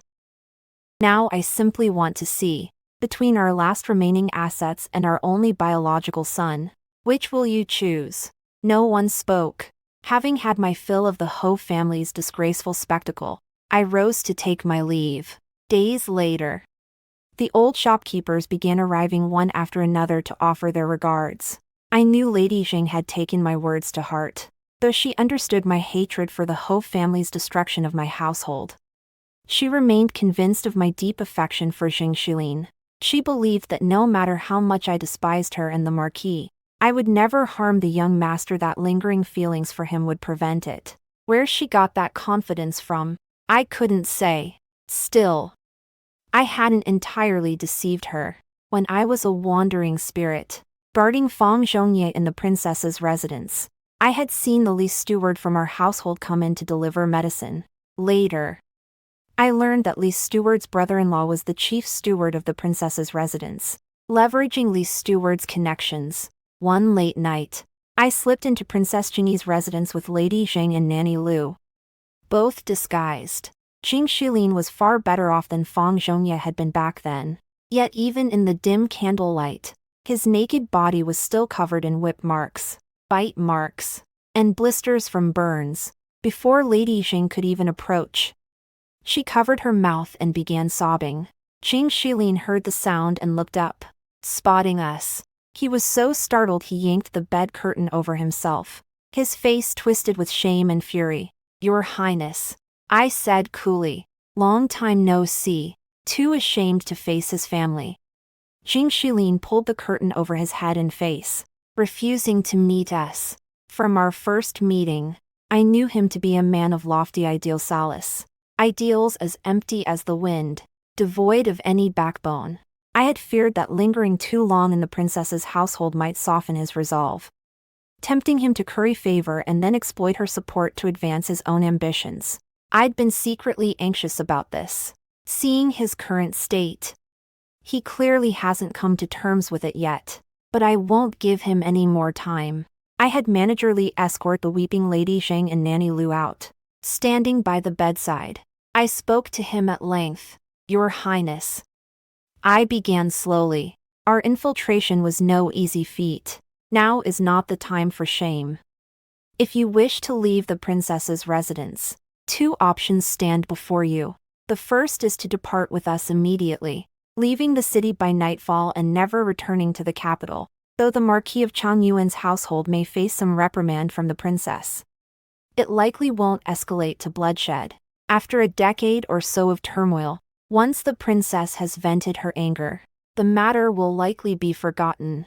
Qing Shilin still didn't lift the bed curtain covering his face, muttering gloomily, The other option requires the crown prince to endure some hardship. I've learned Princess Jingyi recently has a batch of crucial items she wishes to transport out of the capital without alerting others. Our Yi family may lack other skills, but we're quite capable of discreetly moving hundreds of crates of medicinal herbs across the land and waterways, north and south, without drawing attention. If your Highness could flatter her a bit, slip this proposal to the princess, and volunteer to handle the task. You could not only leave the princess's residence openly but also use the opportunity to depart the capital for a while. The mansion has already sent an estate to the 3rd prince's residence. After you leave, we'll send 2 more handsome youths to the princess. 2 aren't enough 4 aren't enough 8. By the time you return, the princess will surely have forgotten the past. Qing Shilin listened, silent for a long while. I wasn't in a hurry. I tilted my head back, counting the rafters on the ceiling as I waited for him. The Crown Prince of Changyuan Marquis clearly doesn't hold the princess's favor as much as General Fong does. The room where Fong Zhongye was once bound, even the beams were made of golden thread Nanma wood. When it burned, the scent was like medicine and fruit. So very pleasant. After about the time it takes for a stick of incense to burn, Qing Shilin began asking detailed questions about the Yi family's medicine deliveries to the capital. I held nothing back, telling him everything. As he left, he murmured, Yin Yang, when I'm free from this prison, I won't let you down. Thankfully, his face was covered, so he didn't see me stagger and nearly fall upon hearing those words. He was overthinking it. I didn't want him, I only wanted his life. 2 days later, the Crown Prince Xing sent word through an intermediary, requesting Manager Li enter the mansion through the back gate to discuss the shipment arrangements. The time was set for the 3rd night. The Yi family arranged 12 carts for transporting medicinal herbs. At the hour of the ox, they stopped at the rear gate of the princess's residence. Qing Shilin and one of the princess's personal eunuchs were responsible for escorting the goods out of the capital. The princess's cargo was mixed among the Yi family's dozens of boxes of medicinal herbs. Traveling by water to avoid suspicion, that night, I accompanied the convoy dressed as a man. The frail Qing Shilin and a plump, fair-skinned eunuch directed the mansion's laborers in moving the crates. The princess's residence lay shrouded in darkness, eerily silent as if deserted. In the blackness, the laborers moved with lightning speed. Each wore sleek dark garments, sleeves and trouser legs tightly bound. Their arms were muscular and powerful, their footsteps silent. Once all the boxes were loaded and secured, Qing Shilin and the eunuch took their seats at the front and rear of the carriage. The laborers formed an orderly line behind them. The eunuch gave a low command to depart. I had been waiting for this moment. I pulled a fire starter from my bosom, lit the claw-piercing arrow Fong Zhongye had given me, and flung it skyward. The arrow pierced the sky, its bright light and loud crack startling everyone to look up. Qing Shilin and the eunuch leapt directly from their carriage. Countless torches instantly flared up around the princess's residence, where shadows lay thick as overlapping trees. Soldiers stood packed tight, brandishing torches and weapons. At the head, mounted on a tall steed, the young General Fong Zhongye sat with stern resolve, pointing at the 12 carriages now illuminated in stark detail by the flames. He commanded, "Search! Halt!" The plump eunuch shrieked, "Who are you? Do you know these belong to the princess's residence?" Who dares touch them? Fang Zhongye remained unflinching, motionless, and the soldiers before him showed no sign of halting. One line encircled the laborers trailing behind the carriages, while another swiftly advanced, smashing open every crate just secured atop the wagons. Letters, banknotes, land deeds, gold and jewels, jade and brocade. The eunuch continued his shrieks as the laborers began struggling to break free. Lights flickered on throughout the princess's residence, and a murmur of voices swelled from its depths. I seized the chaos to rush inside, pushing through the clash of blades and spears. Groping my way toward the ninth carriage. Its boxes too had been torn open. Exquisitely patterned brocades lay spread across the night, illuminated by the firelight. Dazzlingly splendid, both hands outstretched. I frantically yanked out bolts of fabric. Upon reaching the second layer, a bright yellow robe adorned with 5-clawed dragon patterns emerged. Time seemed to freeze in that instant, the cool autumn night turning as cold as ice. The eunuch lay prostrate on the ground, his face deathly pale. The conscripts captured by soldiers slumped in defeat. Someone, Fang Zhongye shouted, go immediately to the minister of the imperial clan and the minister of justice. Princess Jingyi has plotted rebellion. The evidence is here. Seal the main rear gate and all side and corner gates of the princess's residence. No one is to leave the compound. Squad after squad of soldiers armed with spears poured through every gate of the princess's residence. Wails and cries erupted instantly in the dark night, while nearby households frantically locked their doors in panic. That night, Fang Zhongye and I altered the fate and destiny of many. In a past life, Princess Jingyi had conspired with the third prince to rebel. Sensing the plot might be exposed, the third prince swiftly entrusted Princess Jingyi with incriminating correspondence linking him to frontier generals and influential court ministers, along with vast wealth intended for his eventual comeback. Princess Jingyi dispatched her men to intercept a merchant caravan leaving the capital. They concealed all these items among the caravan's cargo, transporting them out of the city for deep hiding. Even when the third prince was betrayed by his own men and imprisoned by imperial order for interrogation at the imperial clan temple, the most damning evidence remained elusive. Princess Jingyi thus evaded this colossal catastrophe, while the third prince's entire household was sentenced to lifelong confinement. Princess Jingyi leveraged his hidden wealth to amass even greater power and influence. All this could be concealed from the emperor, concealed from the world, but not from me, a ghost lurking in the shadows. I secretly investigated the caravan that had transported Princess Jingyi's boxes. I discovered the caravan's background was unremarkable, with no ties to the princess's residence or any noble house. Presumably, the matter was too urgent for the princess to make meticulous arrangements. Given this, my Yi family's medicinal transport caravan could also assist. My ultimate goal was to implicate the Marquis of Changyuan's residence in this affair. Last time, I sacrificed the second master to bear the blame. This time, your entire household is ensnared. Let's see how you escape this. The Changyuan Marquis' heir personally transported evidence of treason. The Marquis' wife, allied with the third prince's household, gifted her hot spring estate to the third prince's consort to facilitate his affairs. The Changyuan Marquis' household participated in the third prince and Princess Jingyi's treason plot. The evidence is irrefutable. The entire household shall be executed. My family, through Fang Zhongye's mediation, also escaped unscathed. That's the good thing about this general. You tell him what to do, and he does it without question. Autumn's chill had deepened. The shivering wind whipped the treetops, and half-yellow, half-withered leaves, like soulless butterflies, fluttered down in a flurry. My last visit to the execution ground was in late spring, when grass was green, willows lush, and orioles sang. Only I knelt on the chopping block, bearing a mountain of unjust accusations, trembling with dread as I awaited the executioner's blade. Now I stood at the execution ground once more, watching as the entire Changyuan Marquis household, shackled in prison carts, approached slowly.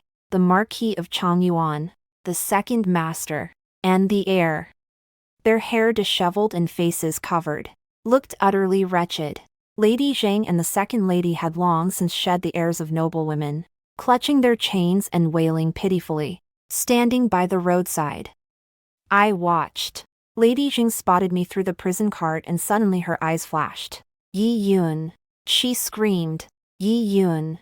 How could you be so heartless? After all the years of affection between me and your mother, after I never treated you harshly, you brought ruin upon my entire household. You vicious little woman. You rotten-hearted slut.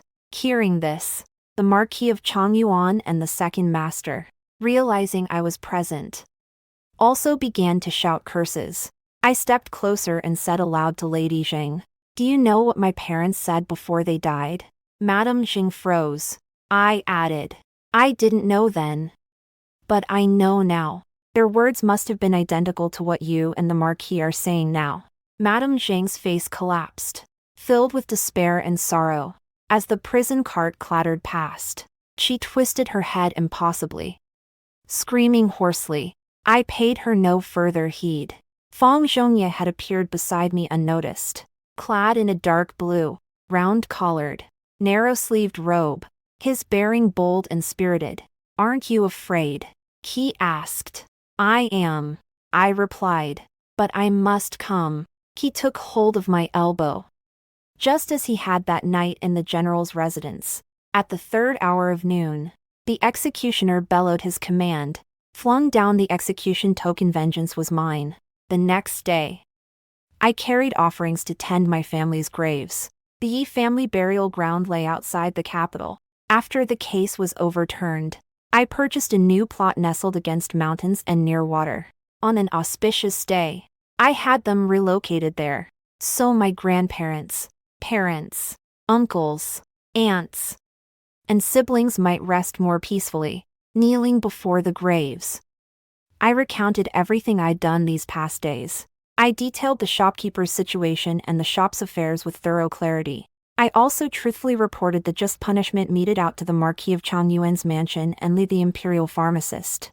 After today, I bowed before my parents' graves. Their daughter would make her mark in the world through the cauldron of medicine. Never again would the Yi family be bullied or schemed against. Just as I wiped away my tears, I heard someone calling my name. Feng Zhongye stood nearby, saying, "It's getting late. Let me escort you home." "General, what brings you here?" I asked in surprise.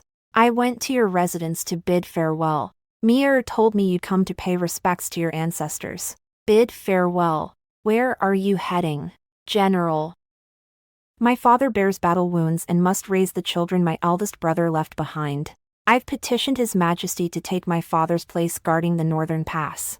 I'll be leaving the capital soon." "When do you depart?" I asked. "Ian will certainly see you off to repay the general's kindness. Tomorrow at dawn. North Gate." I nodded, committing the time and place to memory, then walked side by side with him toward the carriage. "What are your future plans, Miss Yi?" he inquired again. "Plans?" I pondered. The purple continuity pill is now widely known. I intend to rename it Yi Family Purple Continuity Pill. In the future, I'll dedicate myself to crafting medicine for all women-bearing daughters. I'll also properly manage our family pharmacy, ensuring the Yi lineage endures for generations. "You truly intend to marry for the sake of bearing an heir?" "I'm the sole heir to my family." He laughed heartily. My face flushed slightly as I stammered. That was merely a hasty excuse to avoid the emperor's arranged marriage. "You should focus on guarding the border. The purple continuity pill is passed down only to daughters, not sons. I'll likely take on a few female apprentices." Feng Zhongye paused, his gaze fixed on the distant horizon. The purple continuity pill's greatest value lies in its exclusive efficacy for blood relatives. Even the most powerful or wealthy would find it useless if seized. "Miss Yi, all women in the world, whether poor or noble, will thank you." I shook my head. "They should have the right to live from birth." "When will you visit North Gate?" he asked suddenly. "I don't know," I replied with a smile. "Very well. Then this general shall await the day you bring the Yi family pharmacy and the Yi clan's purple continuation pill to North Gate." His smile was truly captivating. Watching him, I couldn't help but let the corners of my mouth turn upward. He led his horse as we walked slowly along the path, talking. I had never felt so utterly at ease as I did in that moment. The golden sun dipped westward.